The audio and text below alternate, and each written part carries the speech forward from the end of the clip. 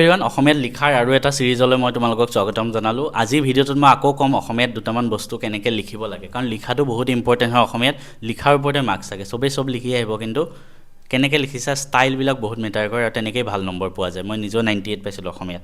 মই কবিতাৰ দুটামান ইম্পৰ্টেণ্ট বস্তু কৈ দিওঁ, কবিতাৰ মূলভাৱ লিখিব আহিব, ঠিক আছে। মই এটা উদাহৰণ দি দিছোঁ। পোনপ্ৰথমে কৈ থওঁ, আমাৰ নোটছ আছে, এই নোটছবিলাক মই নিজে লিখা আৰু আমাৰ মেথছ এণ্ড ফিজিক্স চাব এপ্লিকেশ্যনত আছে। তাত গৈ তোমালোকে ধুনীয়াকৈ এই নোটছখিনি বাই কৰিব পাৰিবা। মই নিজে এনেকৈ লিখি ভাল মাৰ্কছ পাইছিলোঁ। মই এটা উদাহৰণ দিছোঁ, দৃষ্টান্তৰ কবিতাৰ মূলভাৱ। মই লিখি লৈছোঁ, মই অসমীয়া টিচাৰ নহয়, মই যিখিনি নোটছ আছে মই জাষ্ট আইডিয়াবিলাক দি আছোঁ।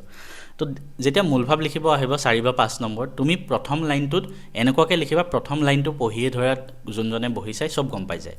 তাৰমানে প্ৰথম লাইনটোতে আমি কি কৰিম, কবিতাটোত কি বুজাব বিচাৰিছে, কোনে লিখিছে, গোটেইখিনি বস্তু লিখি দিম। ইয়াত যেনেকৈ মই লিখিছোঁ, সাম্প্ৰতিক অসমীয়া কাব্য সাহিত্যৰ অন্যতম যশস্বী কবি হৰেকৃষ্ণ ডেকাদেৱৰ দৃষ্টান্তৰ এটি অত্যন্ত সুন্দৰ কবিতা, য'ত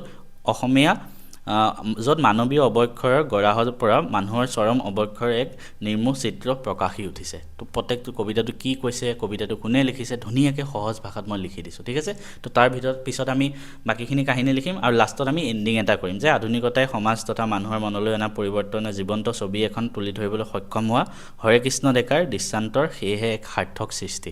তো প্ৰত্যেকটো কবিতাতে আমি এনেকৈ লিখিম। ছেকেণ্ড কথা, ব্যাখ্যা কৰা আহিব, ঠিক আছে। মই এটা উদাহৰণ দিছোঁ, পানী মৰে পিয়াহত জিকিৰ কবিতাটোৰ পৰা আহিব পাৰে। তো ব্যাখ্যা কৰাটো আমি কি কৰিম জানেনে, প্ৰথমতে আমি লিখি দিম যে উক্ত পংক্তিফাকি আমাৰ পাঠ্যপুথিৰ অন্তৰ্গত।